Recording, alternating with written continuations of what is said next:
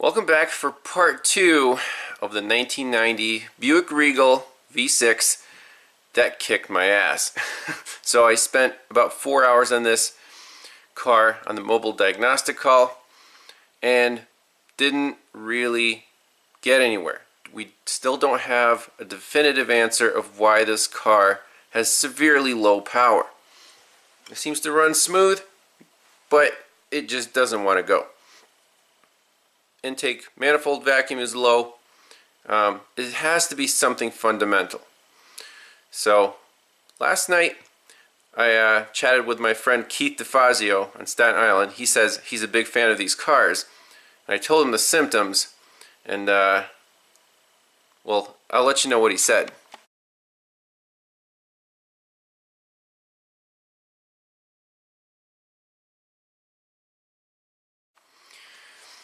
So when I was talking to my friend Keith, I sent him a picture of the in-cylinder pressure waveform, the ignition timing. Everything seems to be spot on. Nothing wrong with mechanical timing. The ignition timing I thought might have been a little too advanced, but keep in mind this engine feels like it's under load, so the ignition timing is being advanced 30 degrees before top dead center. Keith is like, no, that's not a problem. Then he was like, I think it needs a set of injectors, because I told him on the test drive, the oxygen sensor was really lazy to wake up, and then we had really positive fuel trims, like plus 30% on the block learn and integrator. I'm like, well, the injectors have already been replaced. They're reman, fresh injectors, because on these early GMs, I think they're called the Multec 1 injectors, Scanner Danner's favorite, they are known to short out. So my game plan today is to install a brand new oxygen sensor so we can actually look at fuel trims. See, this one's all black and nasty. It's about 20 years old. So the owner provided an OEM sensor, so we're going to pop that in. I want to measure the fuel pressure and see, what the fuel trims do on a test drive. So let's get to it.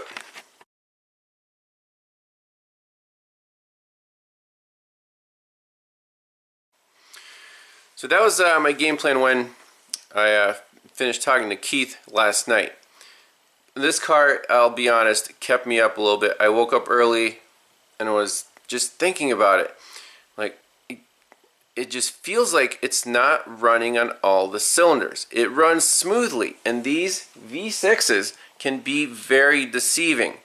You can disable an ignition coil and it'll run on 4 cylinders, two companions pairs, and they'll still run pretty smooth. And I'm thinking, we did the cylinder drop test on the coils, and each time we unplugged the coil or disabled a cylinder, the car's really not happy. It barely ran. Like, could it be running on one bank? As in, could it be running on 3 cylinders? That would still make it smooth, but it would only have less than half the power. Could that be the case? And then thinking about what Keith said, shorted injectors, they've been replaced. Let's take a close look at these injectors. I want to do current ramps, see if they're all firing. If we can measure the current on one injector, see if on the feed wire, if all 6 are firing. This is a group fired system, so let's take a look at the wiring diagram and see if there's an easy way to do this check. Alright, so I printed off a wiring diagram for the fuel injectors. So 6 injectors. It's fed by 1 fuse per bank, it looks like. So injectors 1, 3, and 5, 2, 4, and 6. Fuse number 11, fuse number 12. And then, as you can see, there is just one main driver in the ECM. So this is called a group fired system. All 6 injectors are pulsed at the same time. So an easy place to check the current here is at these injector fuses. Let's find them, take a look at them, and we can install an amp clamp on each bank and go from there. Okay, so this says electrical center. Electrical center is right here, and the labels are not legible whatsoever. Let's see what's hiding under this. So only like 6 fuses, a couple big ones, a few relays. I want to know which fuse is which right here. Maybe we can take a look in the owner's manual.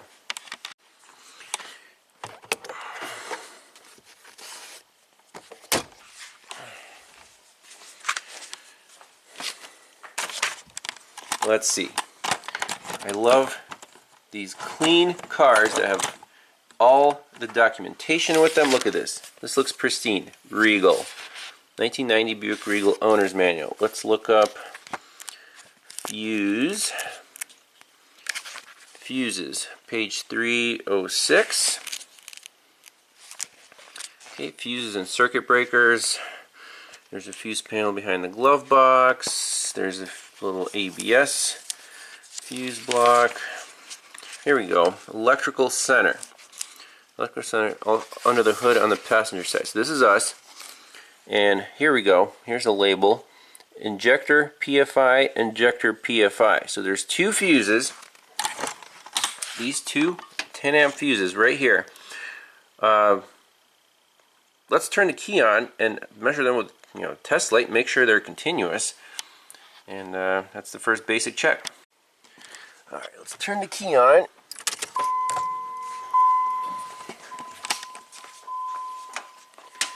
So it's going to be, let's see, so we got hot, hot, hot, hot.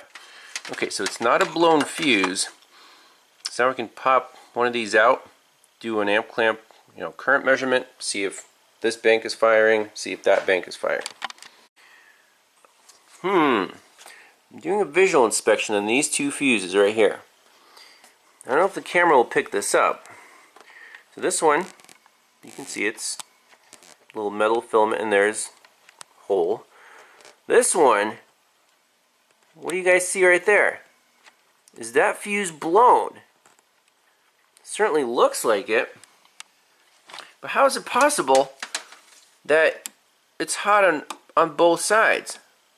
They're both hot on both sides.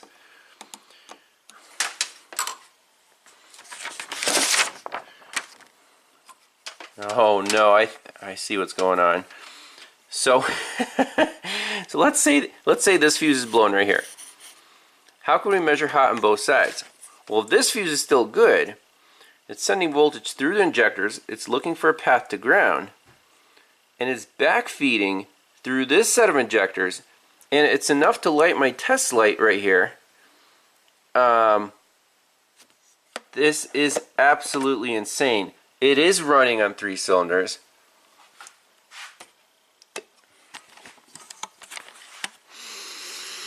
Wow. So 3 injectors aren't working. No way. A little more backstory. So the owner and his neighbor, they were in the peanut gallery when I was doing the mobile call diagnosis at their, at the guy's house. And he told me the story was, he didn't just park the car 7 years ago. He said 7 years ago he got gas at a gas station, he was driving it back home, and the car stalled on him. He was going up a slight incline, boom, just stalled out. He said it restarted, but it ran like crap and he had to basically idle it home. He limped it home and then parked it for 7 years.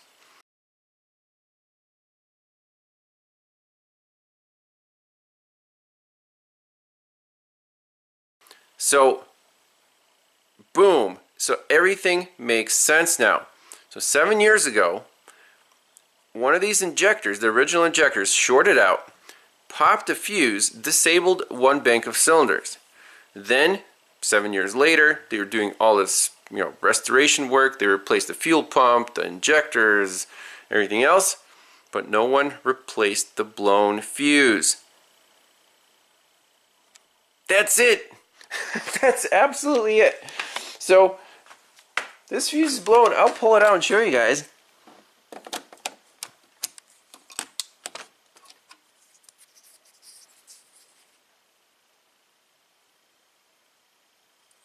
crazy stuff. I can't make this up. So what I want to do, you know, that fuse is popped obviously. Let's start it up and run it, you know, the way it is. And I want to see which bank is running. It must be the front bank. Well, we don't know. We can use the thermal camera to see which intake or exhaust manifold is getting hot. We'll pop the new oxygen sensor in. Then we can install an inline fuse with an amp clamp, measure the injector pulse, make sure that nothing's shorted out. This car should be back on the road in, I don't know, half an hour. This Buick is blowing my mind. Just like the other Buick 3.1 that barely ran. You just can't make this stuff up. Alright, so let's log in. We just want to run it as it was, and then we'll pop in the other fuse and see what happens. So no codes present right now. We'll go to data. Alright, so there's our map sensor. It's reading atmosphere, RPM, integrator, throttle position, IAC, oxygen sensor, open loop, closed loop, block learn, and pulse width for the injectors. That's the base pulse width. So let's fire it up.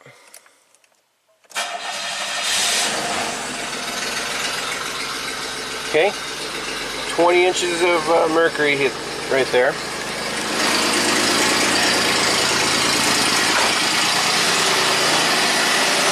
With our thermal camera,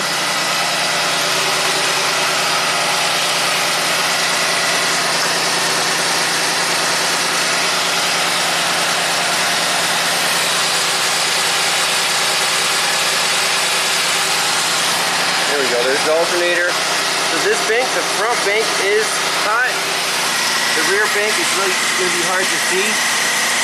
The main pipe is hot, but the other cylinders are not. There's our map. Let's plug in the fuse and see how it runs. No difference. Ah, crap. Well, something changed. We're dropping on the map here. Definitely has a misfire. Maybe the plugs are fouled out. Let's rev it up a little bit.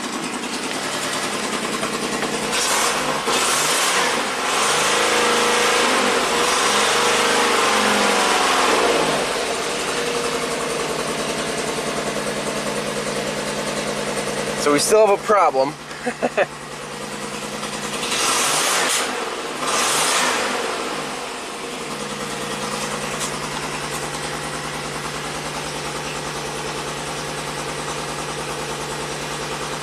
We're better on the map, but not quite, and now it's actually shaking.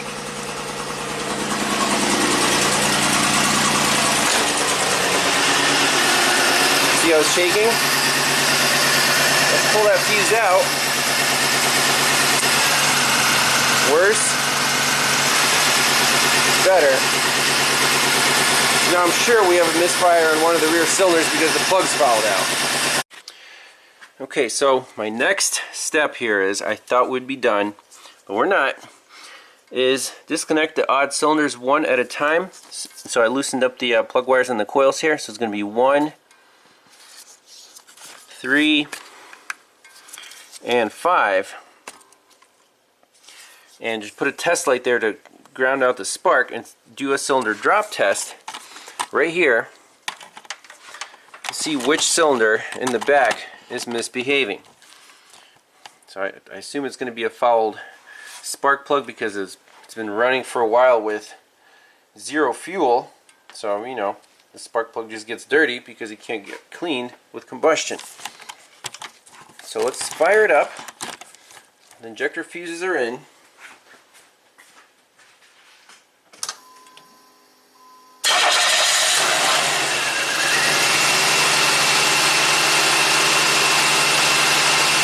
Shaking. Here's cylinder number 1.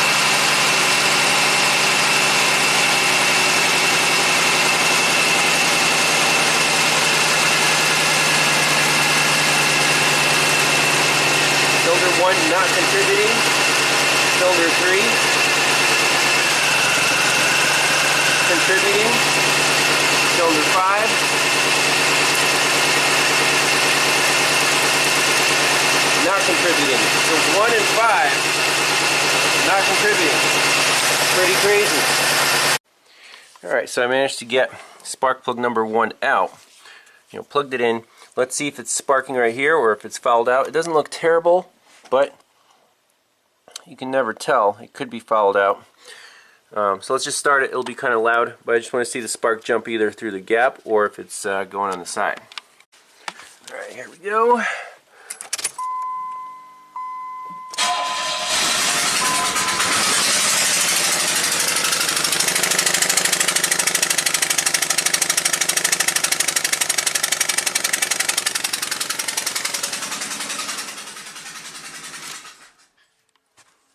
Spark looks perfect. Could it be an injector problem? Let's we can put a scope right here on injector number 1, just measure the current going through it, see if there's a pintle hump on there, see if it clicks. We can even take the connector off and just buzz it with our tester tool. But if the spark is good, then why is that cylinder not contributing? Alright, so spark plug reinstalled. I got the OTC fuel injector pulser, so just connect it to injector number 1. Let's prime the fuel system, pressurize it.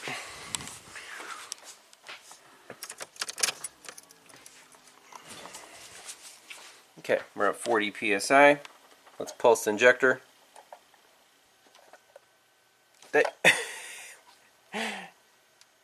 Did you guys see that? Nothing. Nothing at all. The injector's dead. Wow. We measure the current going through it, but your knock on it, the pintle's mechanically stuck. Alright, let's see if there's any current going through this injector. So I'm going to pulse it.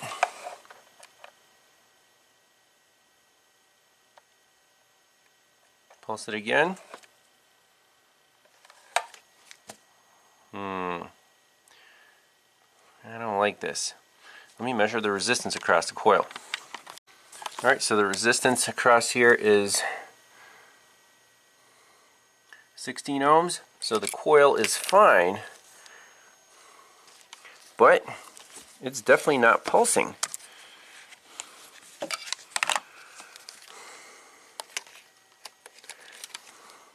Let's see, what if we go to 100 pulses, 5 milliseconds?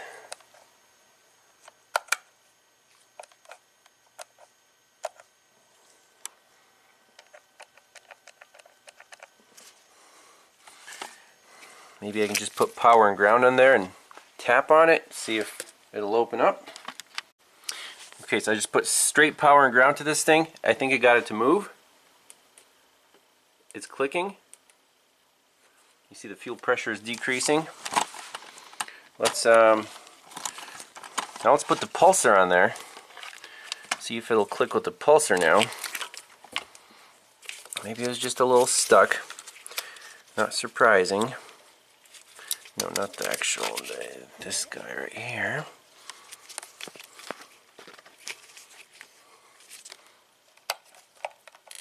There we go.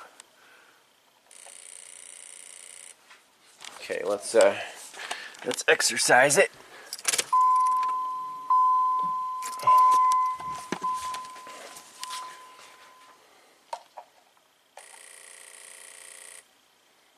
So I don't know if 10 psi drop is appropriate, but let's reconnect it. Fire this thing up, see if it runs on 5 out of 6 cylinders. Buick is just a little reluctant. Alright, here we go.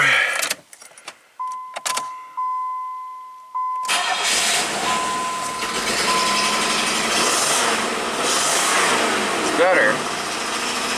So I bet now it's just number 5. It's not contributing.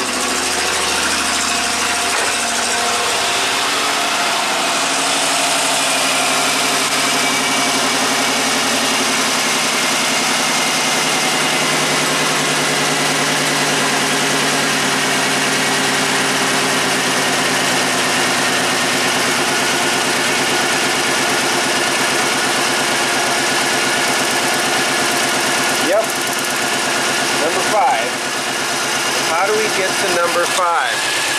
It's buried. We can try knocking it with a screwdriver.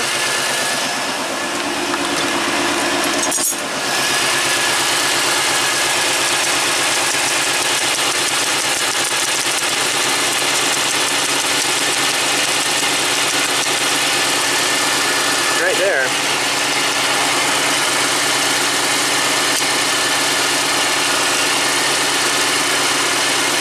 I can only get power and ground to it. We're almost there. Well, I fired it up again. Seems to be happy, not shaking. Maybe just poking that injector with a screwdriver kind of woke it up.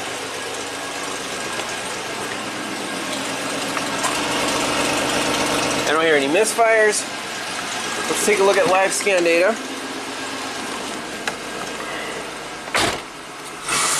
Oh yeah, that's what a V6 should sound like and feel like.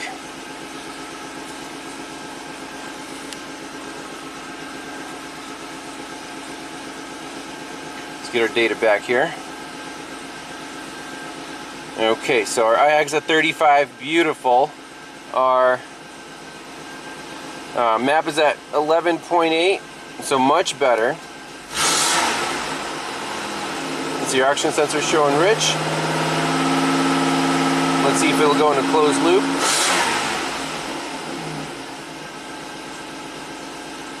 I think we're in business, people.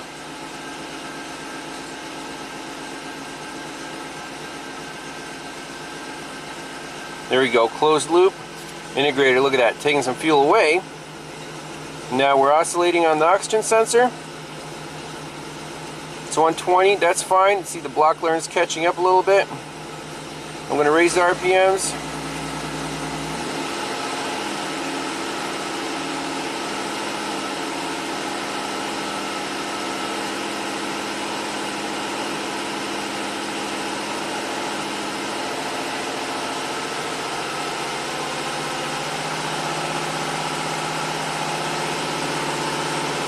There we go.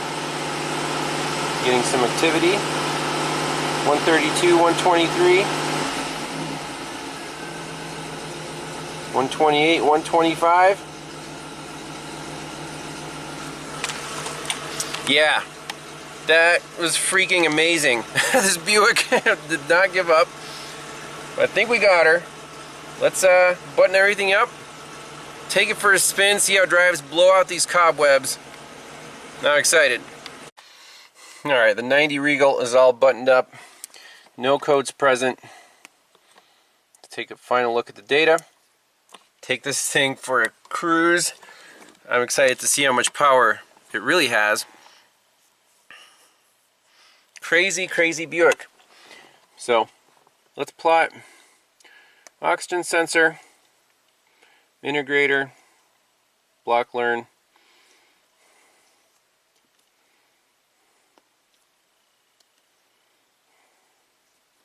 Fire it up. Oh yeah. It's super happy. Look, map's already at down to 12. Oxygen sensor's warming up instantly.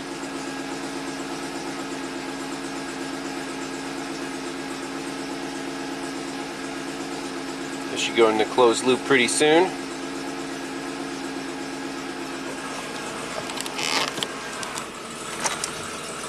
Oh, this car is so happy now. Alright, so everything is looking absolutely beautiful. We're in park, IX at 20. Integrators 120, 120 on the block learn. We're oscillating. Let's see how she accelerates. Will it do a burnout?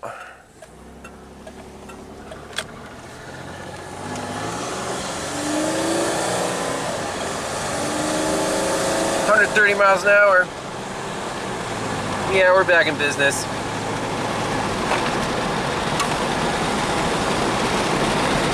Most excellent.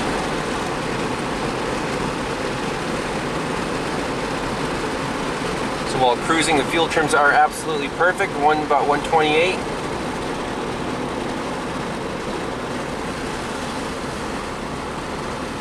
EGR valve is still blocked off. It'll actually run better that way.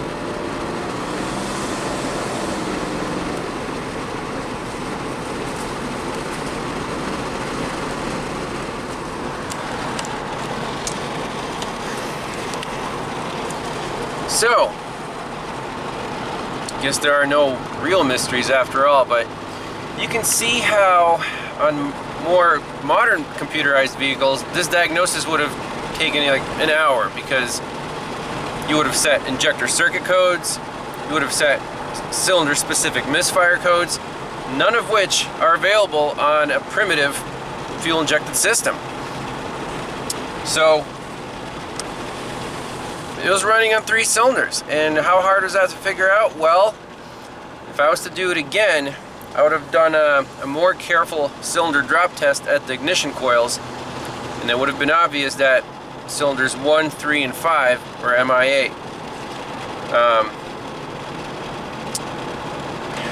You know, the gut feeling where it was a blocked catalytic converter, not the case.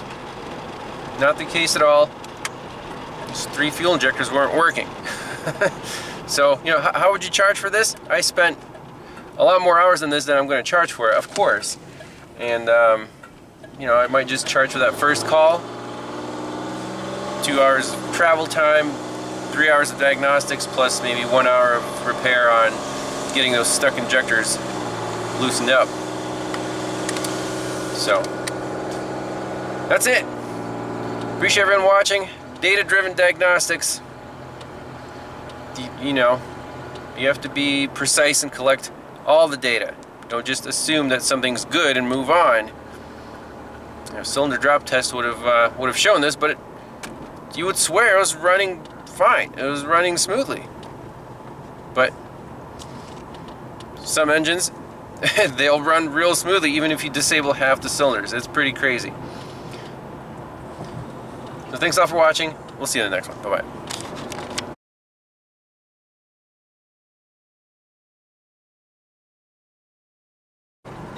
By the way, I noticed the RPMs stop reading when the scanner is communicating. So if we exit out of live data,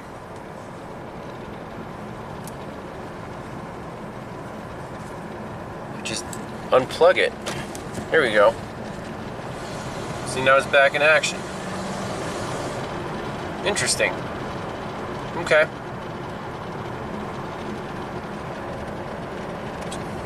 This is a sweet car.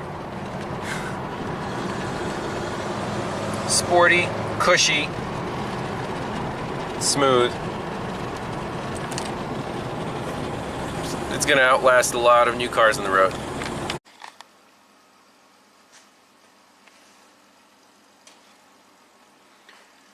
There goes the happy owner.